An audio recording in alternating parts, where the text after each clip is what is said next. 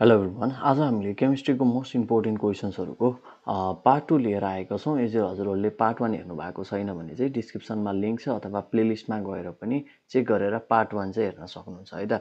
आज हाम्रो पार्ट 2 को फर्स्ट क्वेसन रहेको छ, the total mass of the product of a chemical reaction is equal to the total mass of the reactant भनेको छ। यो चाहिँ कुन चाहिँ लले चाहिँ स्टेट गरेको हो भनेर चाहिँ हाम्रो क्वेसन रहेको छ है त। यो क्वेसन रहेको छ, यसमा चाहिँ हजुरहरूलाई थाहा नै छ होला, यो चाहिँ हाम्रो ल अफ कन्जर्भेसन अफ मासले चाहिँ के गरेको हो, यो लले चाहिँ स्टेट गरेको हो है त। यसलाई चाहिँ यो यसको चाहिँ एन्सर के भयो, बी भयो है त। यसको चाहिँ हजुरहरूले एक्सप्लेनेसन हेर्न चाहनुहुन्छ भने चाहिँ यहाँ हेर्न सक्नुहुन्छ, जसमा चाहिँ यसले चाहिँ ल अफ कन्जर्भेसन अफ मास छ।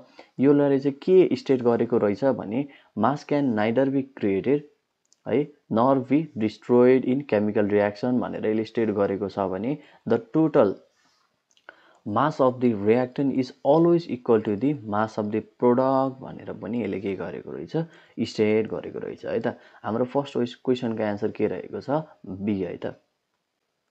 हाम्रो नेक्स्ट क्वेसन रहेको छ, हाम्रो नेक्स्ट क्वेसन रहेको छ, the molecular formula of a given compound is भनेर यहाँ मोलिकुलर फर्मुला दिएको छ अनि what is its empirical formula भनेर सोधेको छ है त। यसको चाहिँ मोलिकुलर फर्मुला गिभन कम्पाउन्ड एउटा कम्पाउन्ड दिएको छ, यसको मोलिकुलर फर्मुला दिएको छ है, अनि यसको चाहिँ इम्पेरिकल फर्मुला के हो भनेर सोधेको छ है त। अब यसलाई चाहिँ हजुरहरूले कसरी निकाल्न सक्नुहुन्छ भने कुनै पनि कम्पाउन्डको इम्पेरिकल फर्मुला तपाईँले सुरुमा के गर्नुपर्छ भने यहाँ चाहिँ कतिवटा एटम छ हेर्नुहोस् त, कार्बन र हाइड्रोजन अनि अक्सिजनको कतिवटा एटम छ, कार्बनको 6 वटा एटम, हाइड्रोजनको 12 वटा एटम र अक्सिजनको हाम्रो 6 वटा एटम रहेछ है त। यसको चाहिँ हजुरले के गर्नुपर्छ, सुरुमा चाहिँ जिसिडी निकाल्नु पर्ने हुन्छ है। यो जिसिडी निकाल्नको लागि चाहिँ तपाईँले युट्युबमा सानो सर्ट भिडियोजहरू अथवा ट्रिकको भिडियोजहरू पनि हेर्न सक्नुहुन्छ। यो चाहिँ ग्रेटेस्ट कमन डिभाइजर चाहिँ यसको फुल फर्म रहेको छ। अनि यसको चाहिँ जिसिडी कुनै पनि अब नम्बर्सहरू बिचमा चाहिँ जिसिडी कसरी निकाल्ने भन्ने कुरा चाहिँ तपाईँले अब यहाँ भिडियोमा भन्न लाग्यो भने चाहिँ अलिकति लामो हुन्छ, तपाईँले कुनै पनि युट्युबमा सर्च गरेर त्यो सर्ट भिडियोजहरू छ ट्रिक होला सजिलो निकाल्ने, त्यस्तो भिडियोजहरू चाहिँ हेरेर पहिला ग्रेटेस्ट जिसिडी चाहिँ कसरी निकाल्ने हो भनेर चाहिँ त्यो चाहिँ चेक गर्नुहोस् है त। हाम्रो चाहिँ यहाँ जिसिडी कसरी आयो भनेर चाहिँ अहिले म भन्न लागिनँ, बट हाम्रो के आयो, यो 3टा एटम्सहरू जतिवटा एटम छ तिनीहरूबाट चाहिँ मैले जिसिडी हाम्रो के भयो, 6 आयो त, ग्रेटेस्ट कमन डिभाइजर है त। अनि त्यसपछि चाहिँ हजुरहरूले के गर्न सक्नुहुन्छ, डिभाइड गरिदिने, के गर्ने, जुन जतिवटा एटम थियो माथि हाम्रो कार्बन हाइड्रोजन र अक्सिजनको जतिवटा एटम थियो तिनीहरूलाई चाहिँ के गरिदिने हजुरले, जुन हामीले अघि निकालेको जिसिडी छ नि, हाम्रो अघि निकालेको जिसिडी छ हो, जो जिसिडीले चाहिँ डिभाइड गरिदिने। हेर्नुहोस् त, मैले सबैलाई डिभाइड गरिदिएको छु, हो यसरी डिभाइड गरिदिने। अनि हाम्रो बाँकी जति आउँछ नि 1 2 1 त्यति नै हाम्रो के हुन्छ, कार्बन एटम हाइड्रोजन एटम र अक्सिजन एटम राखेर त्यही नै हाम्रो के हुन्छ, गिभन मोलिकुलर फर्मुला भएको कम्पाउन्डको चाहिँ इम्पेरिकल फर्मुला हुन्छ है त। यसको चाहिँ यसरी चाहिँ हाम्रो यसको इम्पेरिकल फर्मुला चाहिँ के भयो, CS2 हो रहेछ है त। यो चाहिँ के को इम्पेरिकल फर्मुला रहेछ, मोलिकुलर फर्मुला C6H12O6 भन्ने कम्पाउन्डको चाहिँ के रहेछ, इम्पेरिकल फर्मुला रहेछ भनेर चाहिँ हामीले बुझिन्छ है त। हाम्रो यसको एन्सर के भयो, ए भयो है त, हजुरहरूले बुझ्न सक्नुहुन्छ। हाम्रो नेक्स्ट क्वेसन रहेको छ, what is the mass of the 1 mole of CO2 भनेको छ है। हाम्रो कार्बन डाइअक्साइडको 1 मोल अफ कार्बन डाइअक्साइडको चाहिँ हाम्रो मास चाहिँ कति हुन्छ भनेर सोधेको छ है त। त्यसलाई चाहिँ मैले यहाँ सजिलो तरिकाले बुझ्नको लागि चाहिँ टेबल नै बनाएर हजुरहरूलाई देखाइदिएको छु है त। त्यहाँ चाहिँ तपाईँले देख्न सक्नुहुन्छ, पहिला यहाँ कार्बन भयो, यो अक्सिजन भयो है त। सुरुमा चाहिँ हाम्रो एउटा मात्र एटम हुने बेला कति हुन्छ कार्बनको मास, त्यो चाहिँ यहाँ लेखेको छ कार्बन र अक्सिजनको, जुन चाहिँ अब कार्बन 6 नम्बर यो इलिमेन्ट भएको हुनाले गर्दाखेरि 6 दुना 12 भइहाल्यो है। अनि त्यसपछि अक्सिजनको चाहिँ हाम्रो 8 भनेपछि 8 दुना 16 भयो है, यसरी भयो। अनि यसपछि चाहिँ हाम्रो के छ, कतिवटा नम्बर अफ एटम छ गिभन कम्पाउन्डमा चाहिँ, कार्बनको चाहिँ एउटा छ भने अक्सिजनको चाहिँ 2टा एटम छ है त। अनि त्यसपछि यसको एटम भइसकेपछि चाहिँ अब एउटा एटम भएकोहरूको चाहिँ 12 × 1 भइहाल्यो, अनि 2टा एटम भएको हुनाले 16 × 2 भयो है त। यसरी चाहिँ हामीले के गर्न सक्छौँ, टोटल मास यिनीहरू दुईटालाई जोडेर चाहिँ टोटल मास कार्बन डाइअक्साइडको 1 मोल अफ कार्बन डाइअक्साइडको टोटल मास चाहिँ यसरी निकाल्न सक्छौँ है। यसको एन्सर चाहिँ के भयो, 44 चाहिँ यसको एन्सर भयो है त। त्यसपछि नेक्स्ट क्वेसन रहेको छ, which of the following is not a property of the gases भनेको छ, जसमा चाहिँ के छ, हाई कम्प्रेसिबिलिटी भनेर सोधेको छ। हाई कम्प्रेसिबिलिटी हुन्छ ग्यासको है, जसमा चाहिँ हाम्रो के छ, त्यसपछि चाहिँ हाम्रो के छ, फिक्स भोल्युम भनेको छ है। फिक्स भोल्युम हुन्छ र ग्यासको हुँदैन है, कहिले पनि हाम्रो ग्यासको फिक्स भोल्युम चाहिँ हुँदैन, फिक्स सेप पनि हुँदैन, फिक्स भोल्युम पनि हुँदैन है ग्यासको। यो चाहिँ के हो, ग्यासको प्रोपर्टी होइन भनेपछि चाहिँ हामीले यसलाई टिक लाउन सक्यौँ। यदि यो ग्यासको यदि यहाँ नो फिक्स भोल्युम भनेर लेखेको भए चाहिँ हामी नेक्स्टमा जम्प गर्थ्यौँ होला। यसको चाहिँ के हुन्छ, लो डेन्सिटी पनि हुन्छ ग्यासको प्रोपर्टी, हाई डिफ्युसिबिलिटी पनि हुन्छ ग्यासको प्रोपर्टी, बट हाम्रो के हुन्छ, फिक्स भोल्युम चाहिँ कहिले पनि हुँदैन है। ग्यासको प्रोपर्टिजमा चाहिँ हाम्रो फिक्स भोल्युम कहिले पनि हुँदैन। यो कुरा चाहिँ हजुरहरूले याद गर्नुपर्छ। अनि यो पनि भनेपछि यहाँ इज नट द प्रोपर्टी भनेको छ है, यो कुरा पनि याद गर्नुहोस्। फेरि हजुरहरूले क्वेसन पनि राम्रोसँग पढ्नुपर्ने हुन्छ। Given which of the following is not a property of a gases भनेर गिभन क्वेसन सोधेको छ, त्यसैले चाहिँ हाम्रो के हो, फिक्स भोल्युम हो है त। त्यसपछि चाहिँ हजुरहरूले जान्नुपर्छ यहाँ सोलिड, लिक्विड एन्ड ग्यासेस। अब सधैँ ग्यासको मात्र पनि नसोधिदेला है, कहिले अरू पनि सोधिन सक्छ, सोलिडको, लिक्विडको पनि सोधिन सक्छ। सो हजुरहरूले यो कुरा चाहिँ कसको फिक्स सेप हुन्छ, कसको फिक्स भोल्युम हुन्छ है, कसको फिक्स सेप हुँदैन हो, त्यो कुरा चाहिँ याद गर्नुपर्छ है त। यो एक्सप्लानेसनमा चाहिँ हजुरहरूले सोलिड, लिक्विड, ग्यासको चाहिँ के रहेछ प्रोपर्टिजहरू यसो हेर्न सक्नुहुन्छ है त आफैले पनि। त्यसपछि हाम्रो नेक्स्ट क्वेसन रहेको छ, the boiling point of a liquid is the temperature at which भनेको छ। यसको चाहिँ हाम्रो तपाईँले बोइलिङ पोइन्टको डिफिनेसनमा पनि तपाईँले पढ्नु भएको छ होला। तल मैले हेर्नुहोस् त, यहाँ एक्सप्लानेसनमा डिफिनेसन अफ बोइलिङ पोइन्ट भनेर लेखेको छु। Boiling point of a liquid is the temperature at which its vapour pressure equals to the atmospheric pressure भनेको छ है त। कुनै पनि अब लिक्विडको चाहिँ बोइलिङ पोइन्ट चाहिँ यस्तो टेम्परेचर हो जसमा चाहिँ हाम्रो के हुन्छ, भ्यापर प्रेसर र एटमोस्फेरिक प्रेसर चाहिँ के हुन्छ, इक्वल भयो भने चाहिँ त्यो टेम्परेचर नै के हो, boiling point of the liquid हो है त। यो चाहिँ हजुरले बुझ्न पर्छ। सो 55 को चाहिँ ए भयो है त, अरू चाहिँ मैले यहाँ एक्सप्लेन गर्न लागि। हाम्रो नेक्स्ट क्वेसन रहेको छ, which of the following compound exhibit geometric isomerism भनेको छ। यो फलोइङ कम्पाउन्डहरू मध्ये चाहिँ हाम्रो कुन चाहिँ कम्पाउन्डमा हाम्रो के हुन्छ, जियोमेट्रिक आइसोमेरिजम अकर गर्छ भनेको छ। यसको एन्सर चाहिँ बी हो है। बी किन हो भने यहाँ चाहिँ डबल बोन्ड छ नि त। सो मैले यहाँ तल पनि एक्सप्लेन गरिदिएको छु है, जियोमेट्रिक आइसोमेरिजम कहाँ अकर गर्दो रहेछ। Geometric isomerism occur in compound that have, यहीँ लेखिदिएको छु है त मैले, कार्बन कार्बन डबल बोन्ड भनेको छ है। यदि कुनै पनि कम्पाउन्डमा कार्बन कार्बन बिच डबल बोन्ड छ भने कुनै न कुनै ठाउँमा चाहिँ त्यो कम्पाउन्डमा चाहिँ के हुने रहेछ, जियोमेट्रिक आइसोमेरिजम अकर गर्ने रहेछ भनेर पनि लेखिदिएको छु।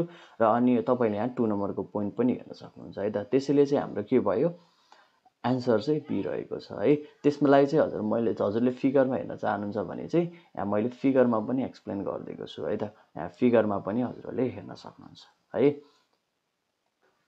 हाम्रो नेक्स्ट क्वेसन रहेको छ, the maximum number of electrons in M shell भनेर सोधेको छ है त। तपाईँलाई थाहा छ होला, हाम्रो इलेक्ट्रोनिक कन्फिगरेसन गराउने बेला हामीले जमाना 8, 9, 10 देखि नै केएलएमएनको यसरी बक्स बनाएर हामीले चाहिँ त्यहाँ इलेक्ट्रोनिक कन्फिगरेसन गराउँदाखेरि इलेक्ट्रोनहरू राख्थ्यौँ है। हो त्यो इलेक्ट्रोनहरू राख्दाखेरि त्यो एम सेलमा चाहिँ हामीले कतिवटासम्म electron, maximum number of electron राख्न सक्छौँ भनेर चाहिँ यसले क्वेसन सोधेको छ है त। हजुरलाई एउटा कुरा थाहा छ कि छैन, हाम्रो जुन अब सिम्बलहरू त के एल एम एन भइहाल्यो है। मैले यहाँ टेबुलेटेड फर्ममा राखेको छु, तपाईँलाई बुझ्न पनि एकदमै सजिलो हुने होला छ है। अनि त्यसपछि जुन मैले यहाँ एन राखेको छु, एन भनेको चाहिँ सेल नम्बर हो है, जुन फर्स्ट अनि सेकेन्ड, थर्ड र फोर्थ हो, यसरी चाहिँ यो सेल नम्बर हो है त। एन भनेको चाहिँ सेल नम्बर हो, मैले माथि पनि लेखिदिइसकेको छु है। अनि 1, 2, 3, 4 चाहिँ यसको सेल नम्बर हो। अनि हजुरहरूले यति कुरा जान्नुपर्छ कि यदि म्याक्सिमम नम्बर अफ इलेक्ट्रोन कुनै पनि सेलमा राख्नु छ भने कतिसम्म अटाउँछ अथवा म्याक्सिमम नम्बर अफ इलेक्ट्रोन कतिसम्म राख्न सकिन्छ भनेर निकाल्नु पर्यो भने चाहिँ हजुरलाई एउटा फर्मुला छ 2n²। यो चाहिँ हजुरले याद गर्नु पर्यो है त। 2n² चाहिँ हाम्रो के हो, फर्मुला हो है, म्याक्सिमम नम्बर अफ इलेक्ट्रोन निकाल्ने कुनै पनि सेलमा। सो चाहिँ हाम्रो के सोधेको छ, एम सेलमा सोधेको छ। एम सेलमा चाहिँ हाम्रो के छ, सेल नम्बर चाहिँ 3 भयो। त्यसरी चाहिँ हाम्रो 18 आयो। 18 कसरी आयो भनेर सोच्नुहुन्छ भने 2 भयो है, 2 चाहिँ यही फर्मुलाकै 2 भयो, 2n² भयो, फर्मुलाकै 2 भयो। अनि 3 चाहिँ हाम्रो एमको सेल नम्बर भयो। त्यसपछि हामीले के गर्न सक्यौँ, 2 × हाम्रो 9 आयो, भनेपछि के हुन्छ 9 2 जा 18 भयो है। Maximum number of electron M सेलमा कति राख्न सकिँदो रहेछ 18 राख्न सकिँदो रहेछ है। सधैँ हाम्रो के छ एम सेलको मात्र पनि नआइदिला, कहिलेकाहीँ इक्जाममा के सोधिन सक्छ एन सेलको कति हुन्छ म्याक्सिमम नम्बर अफ इलेक्ट्रोन है। त्यसपछि चाहिँ हाम्रो के हुन्छ एल सेलको पनि सोधिन सक्ला, के सेलको पनि सोधिन सक्ला। सो त्यसैले चाहिँ मैले यो टेबलमा सबैको निकालेर राखिदिएको छु है त। यो कुरा चाहिँ हजुरहरूले ख्याल गर्नुपर्छ, सबैको याद गर्नु पर्यो है। सो यसको एन्सर चाहिँ के भयो हाम्रो सी रहेछ है। एन्सर चाहिँ हाम्रो के रहेछ 18 म्याक्सिमम नम्बर अफ इलेक्ट्रोन चाहिँ एम सेलमा चाहिँ राख्न सकिँदो रहेछ भनेर चाहिँ बुझ्नु पर्यो है त हजुरहरूले। नेक्स्ट क्वेसन सोधेको छ which element had the electronic configuration भनेर एउटा कन्फिगुरेसन दिएको छ यहाँ। अनि त्यसको चाहिँ त्यो चाहिँ कुन इलिमेन्टको कन्फिगुरेसन हो भनेर सोधेको छ। त्यसको लागि चाहिँ हजुरले के गर्नुपर्छ भने सुरुमा एटोमिक नम्बर चाहिँ निकाल्नु पर्यो। एटोमिक नम्बर कसरी निकाल्ने भने जुन यो एसको पावरमा अथवा पीको पावरमा जति छ त्यसलाई चाहिँ सबैलाई एड गरिदिनुहोस्, यसरी एड गरिदिनुहोस्। यहाँ एड गरेको छ, एड गरेर 19 आएको छ। सो 19 चाहिँ हाम्रो कुन चाहिँ इलिमेन्ट हुन्छ 19मा हाम्रो पोटासियम हुन्छ है त। सो यसको एन्सर के भयो बी भयो है। हाम्रो नेक्स्ट क्वेसन रहेको छ एउटा रियाक्सन दिएको छ हेर्नुहोस्, जसमा चाहिँ आइरन र हाम्रो जुन टिन छ जसलाई हामी स्ट्यानम पनि भन्छ, यिनीहरू दुईटा बिचको एउटा रियाक्सन छ जसमा चाहिँ कुन चाहिँ स्पेसिसले चाहिँ हाम्रो गिभन दिएको कुन चाहिँ स्पेसिस चाहिँ अक्सिडाइज भएको छ भनेर चाहिँ सोधेको छ है त। जसमा चाहिँ आइरन र जुन स्ट्यानमको यहाँ दुईवटा गरेर 4वटा दिएको छ है त। जसमा चाहिँ हामीले के बुझ्नुपर्छ भने हाम्रो कतिवटा पहिला सुरुमा हजुरले बुझ्नुपर्छ अक्सिडेसन र रिडक्सन चाहिँ के हो भनेर बुझ्नुपर्छ है त। हामीले कसरी पत्ता लगाउने कुन चाहिँ स्पेसिस अक्सिडाइज भएको छ अथवा कुन चाहिँ स्पेसिस रिडक्सन भएको छ भनेर बुझ्नुपर्छ। जसमा चाहिँ अक्सिडेसन र रिडक्सन भनेको के हो भनेर चाहिँ बुझ्नुपर्छ है त। लस अफ इलेक्ट्रोन र गेन अफ इलेक्ट्रोन हो भनेर बुझ्नुपर्छ, यो चाहिँ थाहा नै छ हजुरहरूलाई। अनि हाम्रो स्पेसिसमा चाहिँ हाम्रो दुईवटा छ, एउटा आइरन र टिन भइहाल्यो जुन स्ट्यानम पनि भन्छौँ होइन हामीले यसलाई है, हजुरहरूलाई थाहा पनि छ होला। त्यसमा चाहिँ अब यहाँ चाहिँ पहिला सुरुमा अक्सिडेसन स्टेट चाहिँ कसरी चेन्ज भएको छ, कुनमा चेन्ज भएको छ भनेर यहाँ चाहिँ हामीले लेखिदिएको छौँ हेर्नुहोस् त।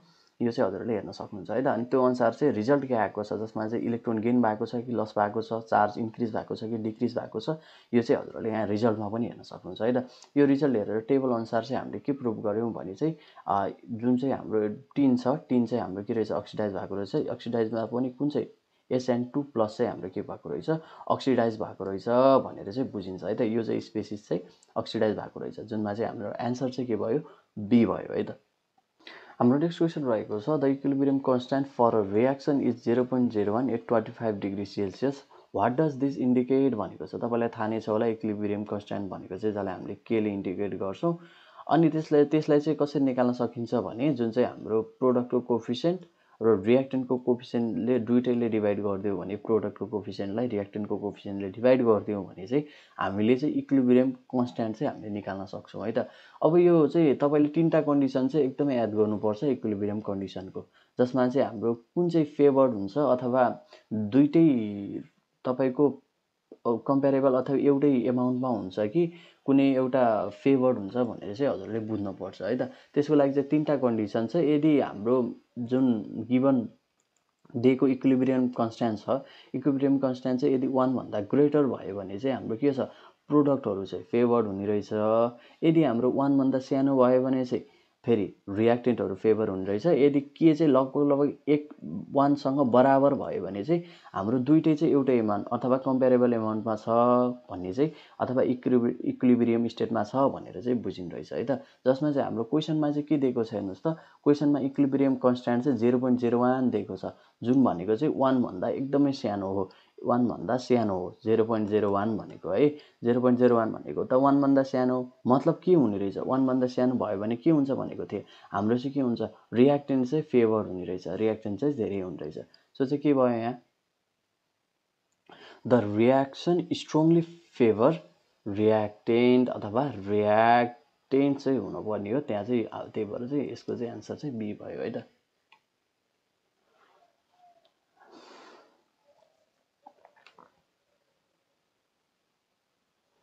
यसको एन्सर चाहिँ बी भयो है। The reaction strongly favour reactant भयो है। जसमा चाहिँ के छ गिभन दिएको जुन हाम्रो इक्विलिब्रियम जुन कन्स्ट्यान्ट छ त्यो चाहिँ 0.1 भन्दा चाहिँ एकदमै सानो छ, 1 भन्दा एकदमै सानो भयो भने चाहिँ हाम्रो रियाक्टेन्ट चाहिँ फेभर हुने रहेछ अथवा रियाक्टेन्ट चाहिँ हाम्रो के हुन्छ त्यो एमाउन्ट चाहिँ रियाक्टेन्टको एमाउन्ट चाहिँ एकदमै धेरै हुन्छ। हाम्रो नेक्स्ट क्वेसन रहेको छ what is the molarity of a solution containing 20 gram of NaOH in 500 ml of solution भनेर सोधेको छ। हामीले मोलारिटी निकाल्नु पर्यो है त।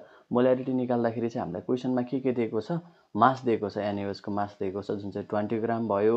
अनि हामीलाई भोल्युम, सोल्युसनको भोल्युम पनि दिएको छ हेर्नु त मिलिलिटरमा। मिलिलिटरमा जुन चाहिँ 500 मिलिलिटर भयो। अनि हामीलाई चाहिँ मोलर मास पनि निकाल्नु पर्छ है। मोलर मास निकाल्न त हजुरहरूलाई आउँछ होला। जुन तिनटैको मासलाई चाहिँ एड गरिदिनुहोस्, त्यो चाहिँ तपाईँको मोलर मास आउँछ जुन चाहिँ हाम्रो 40 आउँछ है त। यसको 40 ग्राम पर मोल चाहिँ मोलर मास आउँछ। तपाईँलाई मोलारिटी निकाल्ने फर्मुला त थाहा नै छ होला, जुन चाहिँ हाम्रो number of mole divided by volume of solution. यो चाहिँ हजुरहरूलाई थाहा नै छ होला है मोलारिटी निकाल्नको लागि। सो चाहिँ हामीलाई के छ, यहाँ नम्बर अफ मोल निकाल्नु पर्यो यहाँ। सो नम्बर अफ मोल निकाल्नको लागि हजुरले के गर्नुपर्छ, गिभन दिएको जति मास छ त्यसलाई चाहिँ तपाईँले मोलर मासले चाहिँ डिभाइड गरिदिनु भयो भने चाहिँ तपाईँको नम्बर अफ मोल आउँछ है। नम्बर अफ मोल निकाल्न त हजुरलाई आउँछ नै होला है। जुन चाहिँ गिभन दिएको मासलाई चाहिँ तपाईँले मोलर मासले डिभाइड गरिदिनु भयो भने चाहिँ नम्बर अफ मोल आउँछ। त्यसपछि चाहिँ हाम्रो के छ, भोल्युम चाहिँ के भयो, हामीलाई चाहिँ लिटरमा चाहियो। सो हामीलाई चाहिँ के छ, 500 मिलिलिटर दिएको छ। सो 500 मिलिलिटरलाई यदि हामीले लिटरमा लग्यौँ भने 1000 मिलिलिटरले डिभाइड गरिदियौँ भने चाहिँ हाम्रो के छ, 0.5 लिटरमा जान्छ है। यो लिटरमा जान्छ। सो अब सबै गइसकेपछि चाहिँ हामीले के छ, मोलारिटी चाहिँ नम्बर अफ मोल 0.5 भइहाल्यो है। अनि त्यसपछि चाहिँ हाम्रो के छ, volume of solution in litre चाहिँ कति भयो, 0.5 भयो। दुईटै सेम भइसकेपछि चाहिँ हाम्रो एन्सर के भयो, 1 मोल आयो है त। मोलारिटी चाहिँ कति रहेछ, 1 m रहेछ। सो हाम्रो एन्सर चाहिँ के भयो, बी भयो। यो कुरा चाहिँ हजुरले बुझ्न सक्नुहुन्छ। हाम्रो नेक्स्ट क्वेसन रहेको छ the pH of a solution is 3, what is its H+ concentration भनेको छ है त। सो हामीलाई pH अफ द सोल्युसन दिएको छ, हामीलाई 3 दिएको छ। तपाईँलाई pH भन्ने त थाहा नै छ होला। pH भनेको चाहिँ माइनस लगार्थमेटिक अफ एज हो है। यो चाहिँ हजुरहरूले याद गर्नुपर्छ। pH भनेको चाहिँ माइनस लगार्थमेटिक अफ एज हो। मैले यहाँ पनि लेखिदिएको छु, हेर्नुहोस् त, यो पनि लेखिदिएको छु। pH भनेको चाहिँ जहिले पनि माइनस लगार्थमेटिक अफ एज हो भन्ने त थाहा नै छ हजुरहरूलाई। सो हामीलाई चाहिँ H+ को कन्सन्ट्रेसन चाहिएको छ, यसको कन्सन्ट्रेसन चाहिएको छ है। हामीलाई जुन यहाँ दिएको छ नि, यो H+ को कन्सन्ट्रेसन चाहिएको छ, क्वेसनमा पनि देख्न सक्नुहुन्छ। सो H+ को कन्सन्ट्रेसन चाहिएको छ भने चाहिँ मैले पहिला सुरुमा लगार्थमेटिक अफ H+ लाई चाहिँ यतापट्टि साइडमा राखेँ है।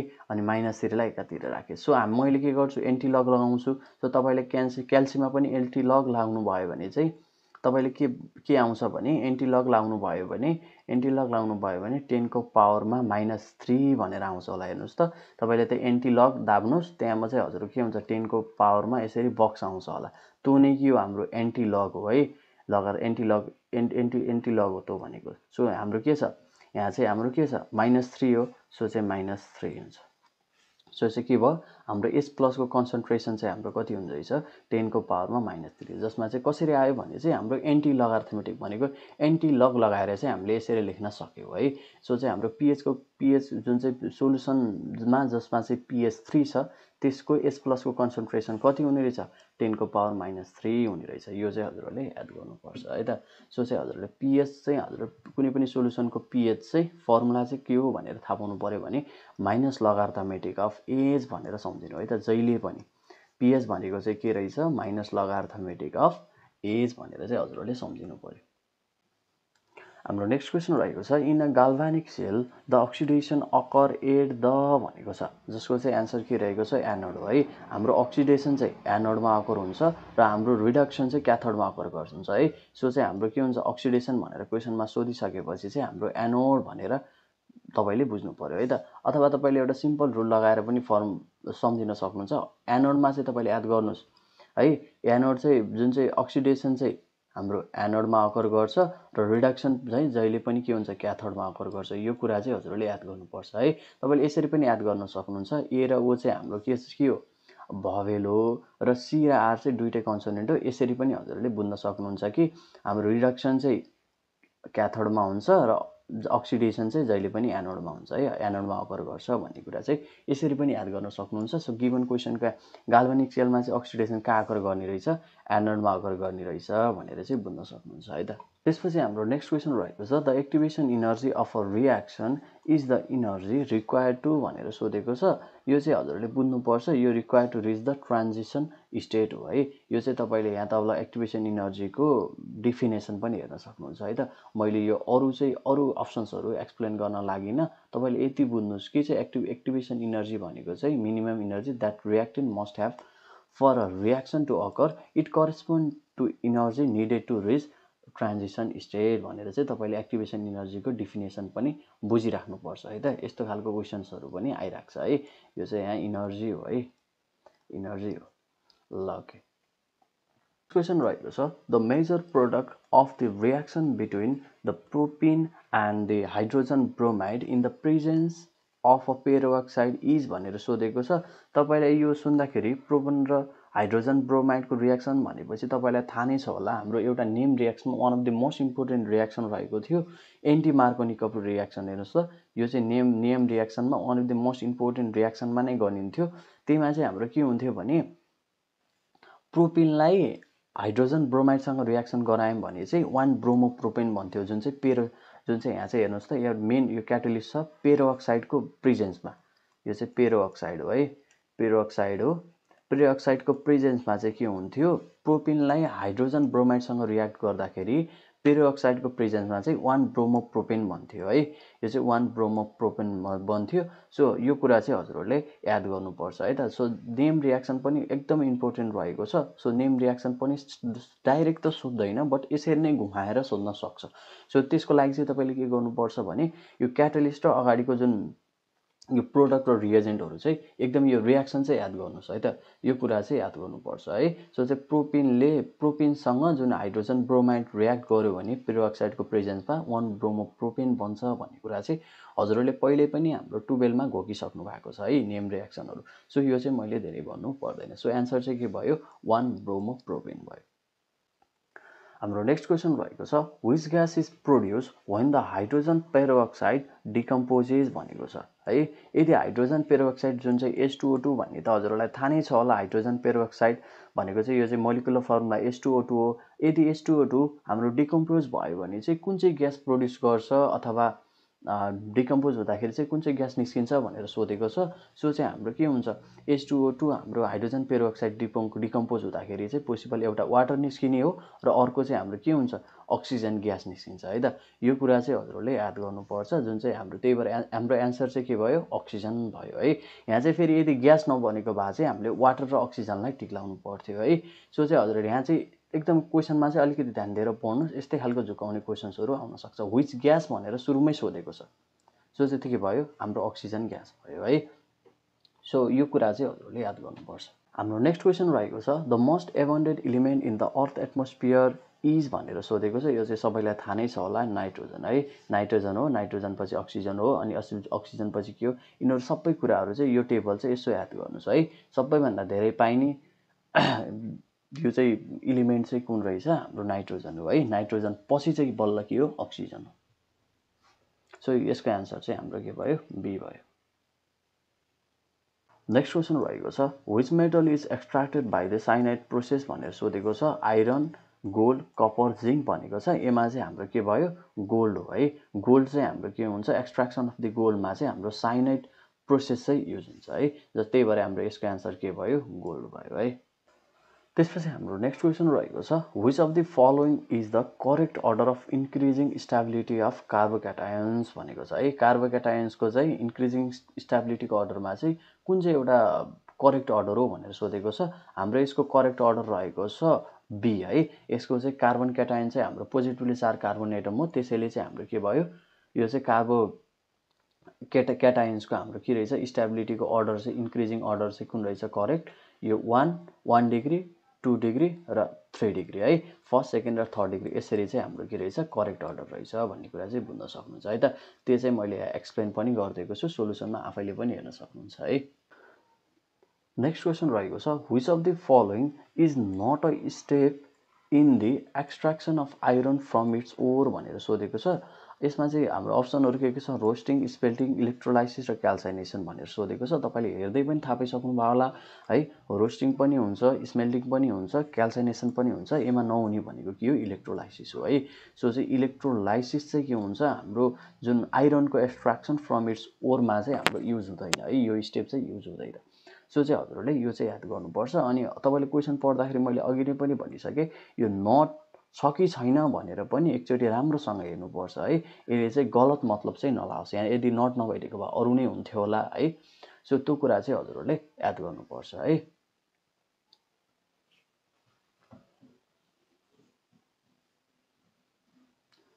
तपाईले यहाँ तल चाहिँ सोलुसनमा चाहिँ यो एक्सट्र्याक्सनको यस्तो सर्ट प्रोसेस पनि हेर्न सक्नुहुन्छ है त। यो चाहिँ रिक्याप जस्तो पनि हुन्छ हजुरलाई। सो चाहिँ एन्सर चाहिँ के भयो हाम्रो इलेक्ट्रोलाइसिस चाहिँ के हुँदो रहेछ स्टेप चाहिँ युज नहुने रहेछ आइरनको एक्सट्र्याक्सनमा त्यसको ओरबाट है। नेक्स्ट क्वेशन रहेको छ the compound that does not give a positive iodoform test is भनेर सोधेको छ। जसमा चाहिँ हाम्रो अप्सनमा के दिएको छ इथेनल, एसिटोन, आइसोप्रोपाइल अल्कोहल र बेन्जल्डिहाइड दिएको छ। त्यसको लागि चाहिँ फर्स्ट अफ अल हजुरले बुझ्नुपर्छ कि आयोडोफर्म टेस्ट भनेको चाहिँ के हो।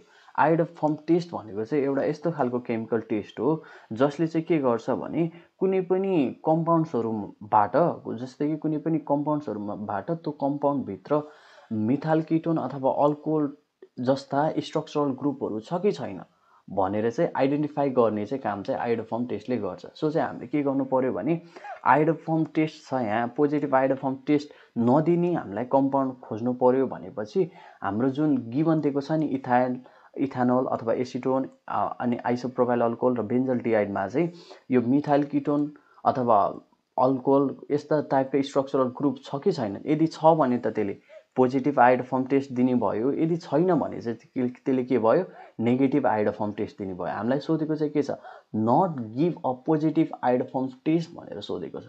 भन्नुको मतलब चाहिँ के भयो हाम्रो के भयो इथेनल एसिटोन यिनीहरू दिएको कम्पाउन्ड्सहरुमा हामीले चेक गरौँ कि मिथाइल कीटोन अथवा अल्कोहल ग्रुप छ कि छैन है।